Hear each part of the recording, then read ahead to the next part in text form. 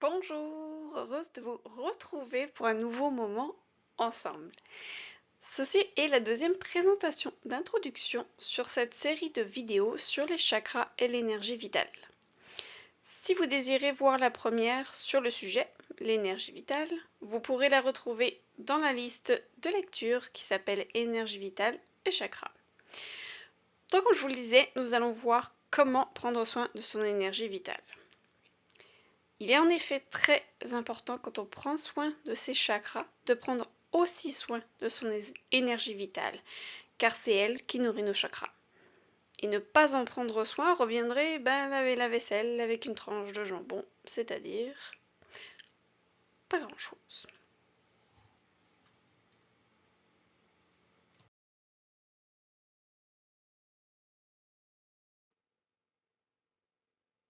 Pourquoi?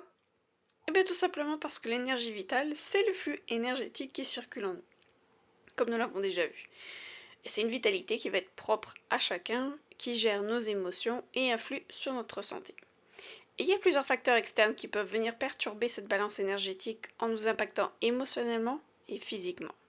Et malheureusement, une fois que notre énergie vitale est épuisée, on parle alors de burn-out. Mais par conséquent, comment se protéger face aux enjeux du quotidien? Comment préserver cette vitalité et chasser la négativité? Eh bien, pour garder la forme, l'énergie vitale doit circuler de manière harmonieuse et équilibrée dans le corps. Et quand cette énergie vient à manquer, ou bien voit son flux perturbé par le stress, une mauvaise hygiène de vie, un problème émotionnel, le corps qui subit un déséquilibre, eh bien ça peut engendrer différentes pathologies comme la fatigue, le stress, un mal-être général, etc. Ça vous parle, hein? Alors, ayons également à l'esprit que les émotions négatives, les conflits, les tensions intérieures, les peurs bloquent et annihilent cette énergie de vie. Alors, comme on l'a déjà vu, comment on prend soin de son énergie physique, de sa santé mentale, il est essentiel également de prendre soin de son énergie vitale. Après tout, comme on l'a vu, c'est elle qui nourrit nos chakras et équilibre notre monde physique, psychique, émotionnel et spirituel également. Alors nous verrons les moyens d'équilibrer chaque chakra spécifiquement lorsque nous aborderons chacun d'entre eux. Et en attendant qu'on arrive au chakra, il y a une foule de choses assez simples que l'on peut mettre en place dès maintenant pour élever nos vibrations et améliorer notre énergie vitale. Alors allez-y un pas à la fois, inutile de vouloir tout faire en même temps, l'important est de transformer tout ça en une habitude. Et la constance vaut mieux que la qualité dans un premier temps. Puis vous allez voir qu'une fois que ce changement va être bien ancré dans votre routine, vous pourrez veiller à la qualité. Alors, écoutez-vous avant tout, et ça c'est vraiment essentiel. Votre corps, votre âme et votre cœur connaissent votre corps par cœur.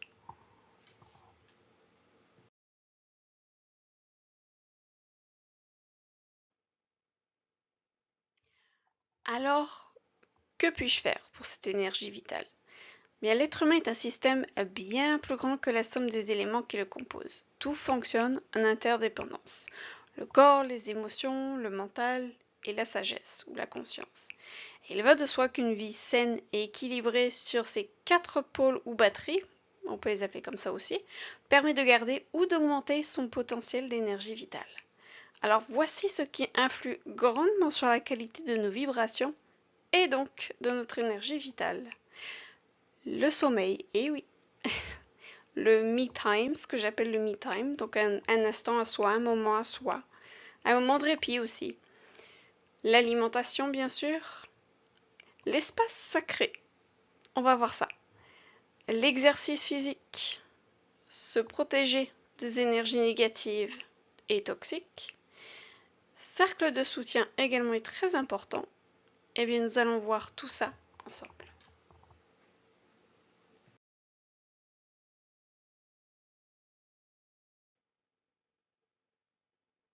Le sommeil.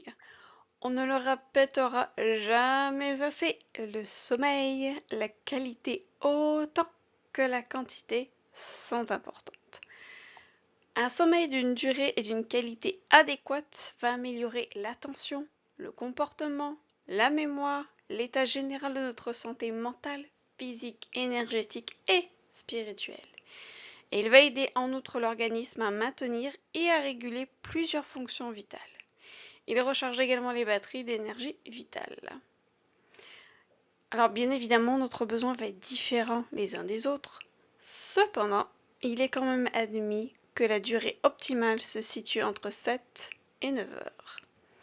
Alors il va exister plusieurs façons d'améliorer le repos et se donner la peine d'en incorporer ne serait-ce que quelques-unes devraient procurer un sommeil plus réparateur et agréable. Et surtout, allez-y à votre rythme.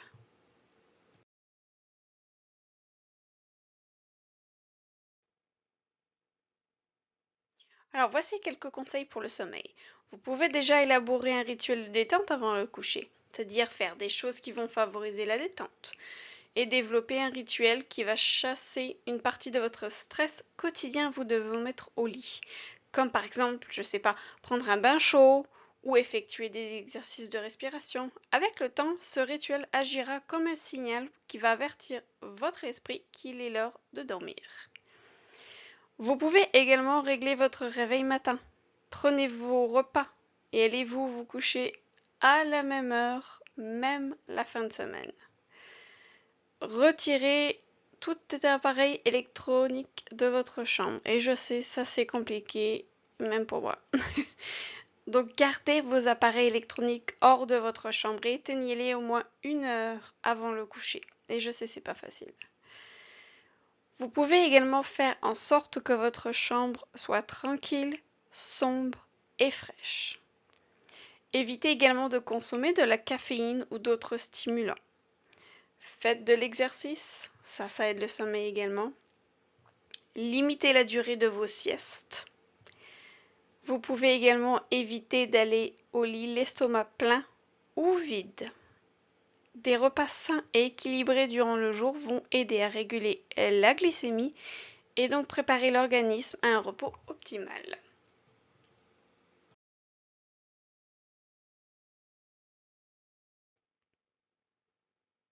Le me time.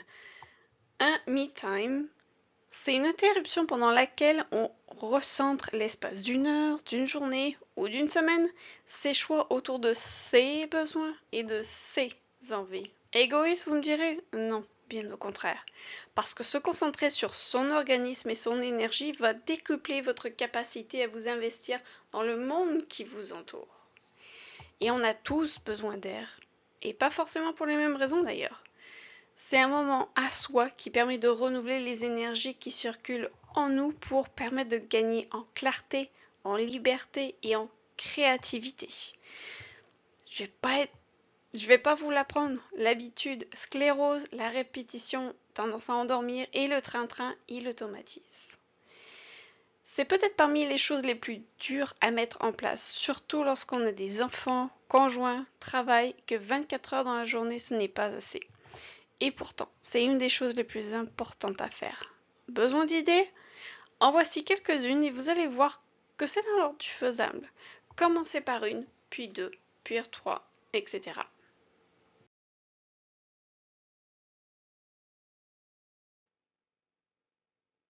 Alors, quelques idées pour le me time. Vous pouvez aller, par exemple, vous promener en solitaire, prendre un bon bain avec du sel et des huiles essentielles. Vous pouvez passer une demi-journée ou une journée entière, peut-être même voir à lire. Méditer avec bougies, huile essentielle, encens, musique. Vous pourriez aller, si vous pouvez vous le permettre, aller au spa ou au salon de thé, mais rien qu'en tête-à-tête avec vous-même. Pourquoi pas s'inscrire à un cours de yoga, ou un cours de danse, ou de dessin, ou de théâtre, peu importe. Vous pouvez aussi reprendre ou débuter ce que vous avez toujours voulu faire. Peindre, écrire, peut-être.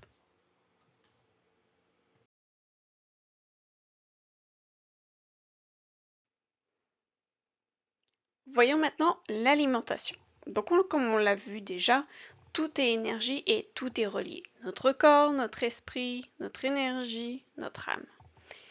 Il devient donc évident que la façon dont nous nourrissons notre corps physique influence notre énergie. Nos corps fonctionnent sur un courant électromagnétique subtil. Donc les signaux nerveux sont en fait des charges électriques.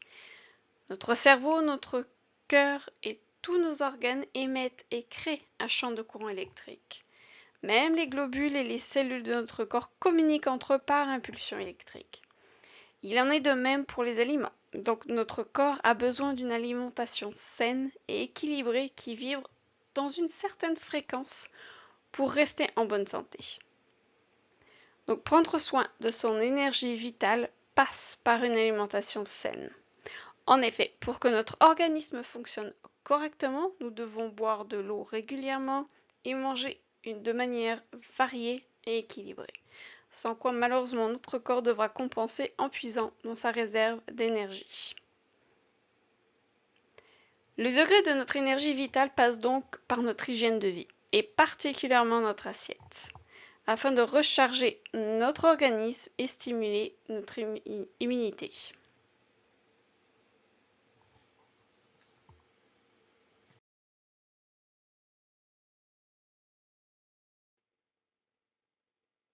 Alors, parmi les aliments qui seraient à privilégier, vous avez les aliments germés, qui sont des concentrés de vie. Les aliments bioactifs, qui eux maintiennent la vie et sont très riches en micronutriments essentiels, comme les vitamines, minéraux, enzymes et en énergie électromagnétique également.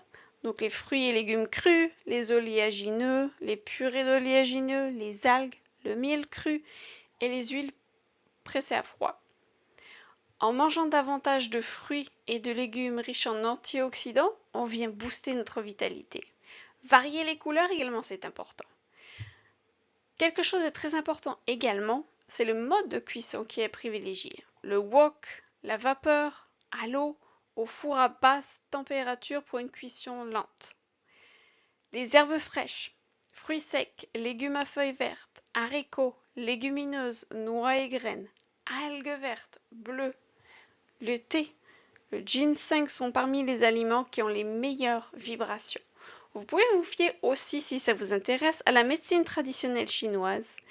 L'Ayurveda aussi est un mode de vie ancestral qui se concentre sur l'humain dans son ensemble. Ça peut être intéressant pour l'alimentation également.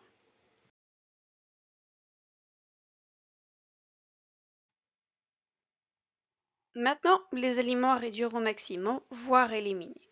Donc, nous l'avons vu, pour se sentir en pleine forme, il est essentiel de consommer un maximum d'aliments qui sont sains, riches en vitamines, en fibres, en enzymes et en sels minéraux.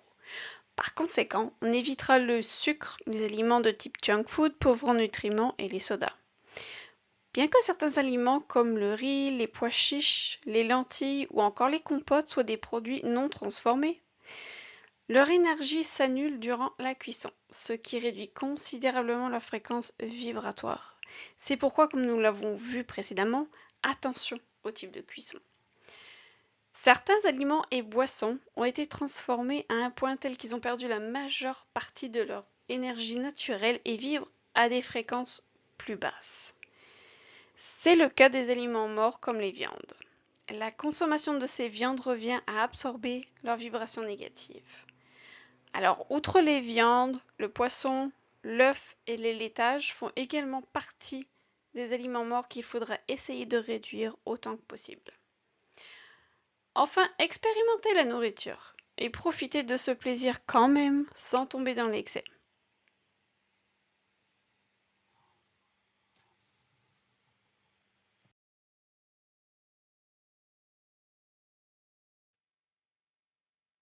L'espace sacré.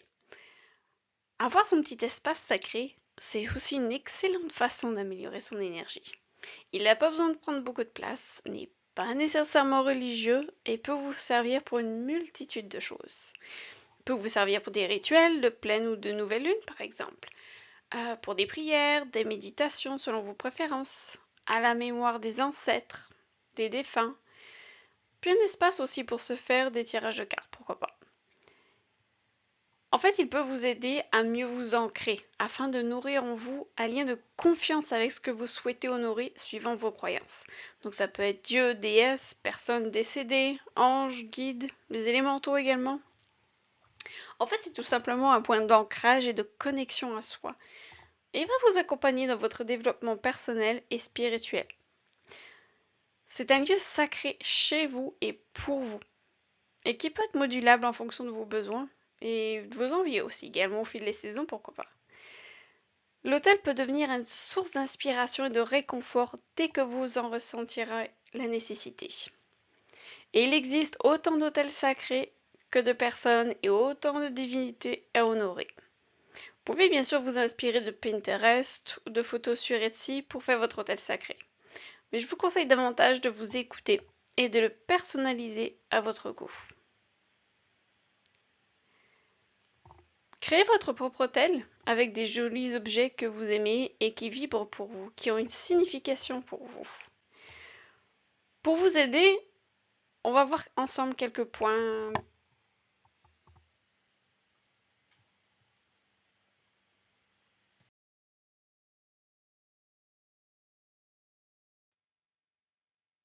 Alors, l'espace sacré, où et comment? Prenez un lieu qui vous fait envie et qui vous attire. Privilégiez plutôt un lieu calme, protégé et intime. Ça peut être un coin de la chambre, du salon, du jardin. Ça peut être une pièce entière, juste un meuble, une étagère. L'hôtel peut être aussi permanent ou temporaire et juste rangé après le rituel, pourquoi pas. Il peut être polyvalent ou bien il peut être juste dédié à un domaine en particulier, comme je sais pas, par exemple l'amour, le féminin, la fécondité, attirer l'abondance, les rituels de lune, le masculin sacré. En fait, évitez aussi peut-être de le positionner dans le passage. Et il peut être aussi positionné face à une fenêtre si vous avez envie de plus de lumière. Et privilégiez plutôt une orientation vers le nord.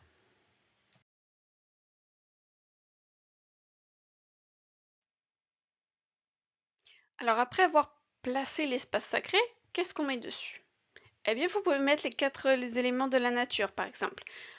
Donc pour l'élément terre, vous pouvez symboliser par une pierre, de l'argile, de la terre, une fleur, du blé. Ça, c'est à positionner au nord.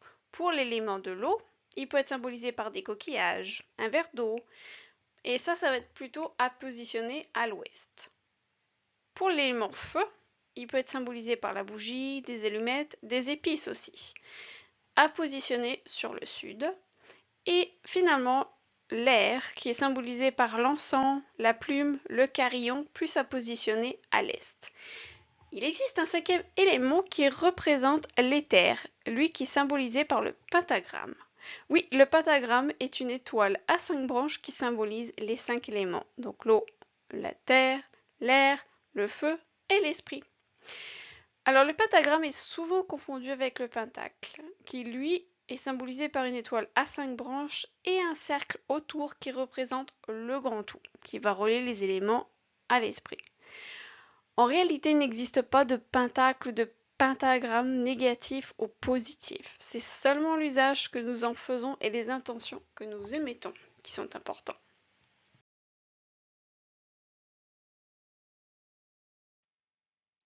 L'activité physique. Alors bien sûr, l'activité physique est reconnue pour avoir de nombreux effets bénéfiques sur la santé physique. Et si bouger avait aussi une incidence positive sur le bien-être psychologique?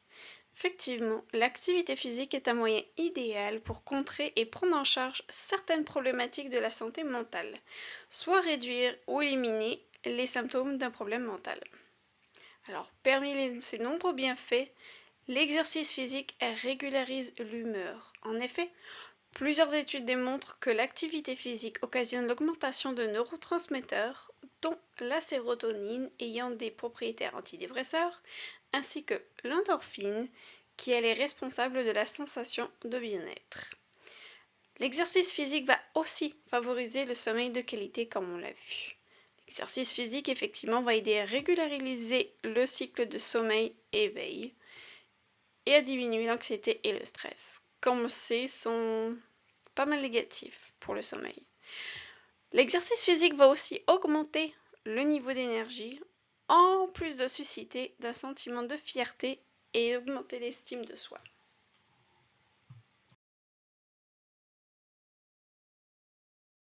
Comme moi n'aime vraiment pas l'activité physique à part marcher, voici quelques idées.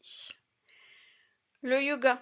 Alors YouTube regorge de vidéos spécialement pour chakra. Je vais vous mettre d'ailleurs des liens dans la description de chaînes que j'aime pour le yoga. Vous pouvez aller regarder dedans. Vous avez la marche, bien évidemment. Parmi les activités douces, vous avez la danse également. Comme par exemple, je sais pas, la zumba, le salsa, le rock. Le gym, bien entendu. Alors autant au centre sportif, mais à la maison aussi, vous avez plein de vidéos pour ça. La natation peut être excellente également. Vous pouvez vous faire le saut à la corde, du hula hoop. Ça vous permet de retomber en enfance aussi. Taper dans un punching ball aussi, pourquoi pas, si vous avez de la rage. Défoulement assuré. En fait, vous l'aurez compris, choisissez quelque chose que vous aimez et allez-y un pas à la fois en augmentant la durée et ou cadence chaque semaine ou chaque mois. Car là encore, la constance est la clé pour en faire une habitude. Et vous allez voir que vous en sentirez beaucoup mieux.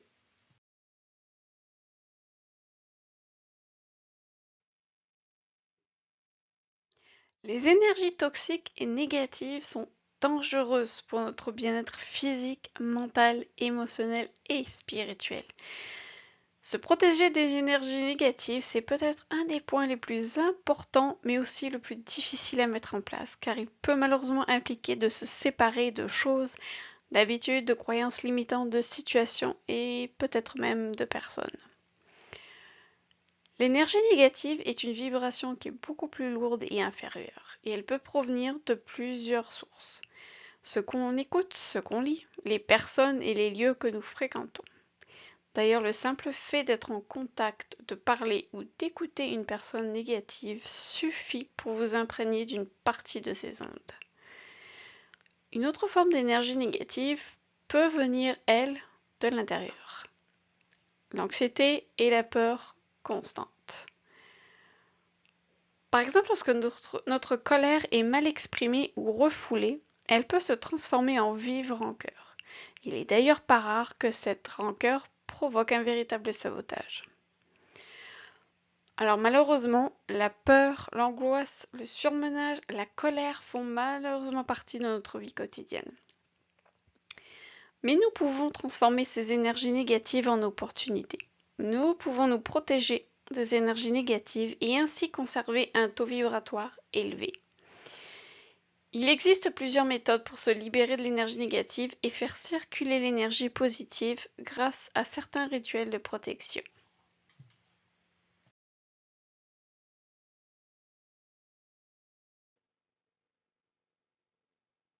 Quelques astuces pour se protéger et améliorer ses vibrations.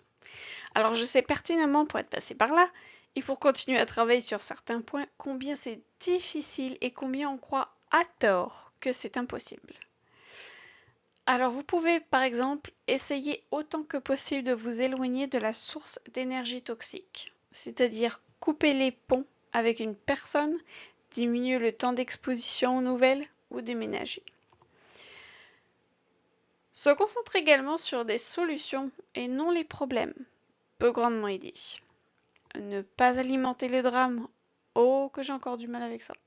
Poser des limites, ça aussi, encore coupable. Arrêtez d'essayer de réparer toute personne et toute chose. Arrêtez de jouer au sauveur avec quelqu'un qui ne veut pas. C'est à votre détriment. Sauvez-vous vous-même si vous tenez absolument à sauver quelqu'un. S'occuper de soi par l'alimentation, le sport, le me-time. Cercle de soutien. Ça, c'est l'objet de notre prochain point, donc je ne vais pas m'attarder dessus. Et des petits rituels de protection également, comme un bain au sel et aux huiles essentielles. Vous pouvez faire rituel de protection avec par exemple une bougie bleue, de l'encens, la sauge blanche, les cristaux de protection. D'ailleurs, parlant de cristaux de protection, vous avez la tourmaline, l'œil de tigre, l'obsidienne, la shungite sont absolument excellents pour protéger des énergies négatives.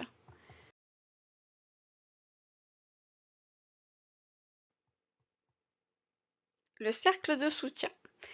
Avoir un cercle d'amis, de personnes de confiance qui ont des énergies positives, qui savent écouter et qui soient capables de comprendre et de vous supporter dans vos choix, quels qu'ils soient, est primordial.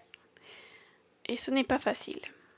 Alors effectivement, l'humanité est en profond changement, mais ce n'est aussi que le début. Donc ce genre de personne n'est vraiment pas facile à trouver. Mais vous êtes à la bonne place.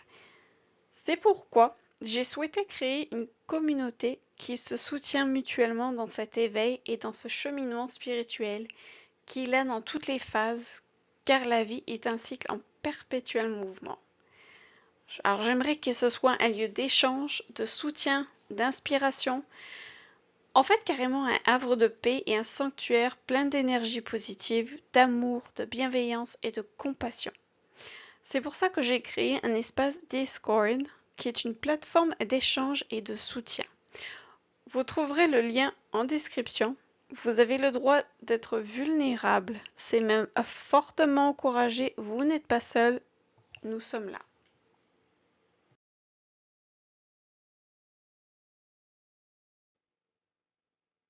Alors voilà pour un tour assez complet des façons simples de prendre soin de son énergie vitale tous les jours. Nous pourrons même être un peu plus spécifiques lorsqu'on abordera les chakras. Alors d'ailleurs, la prochaine présentation vous offrira des ressources supplémentaires qui pourraient être assez intéressantes. Donc à vous de voir, de choisir ou non ce qui vous attire.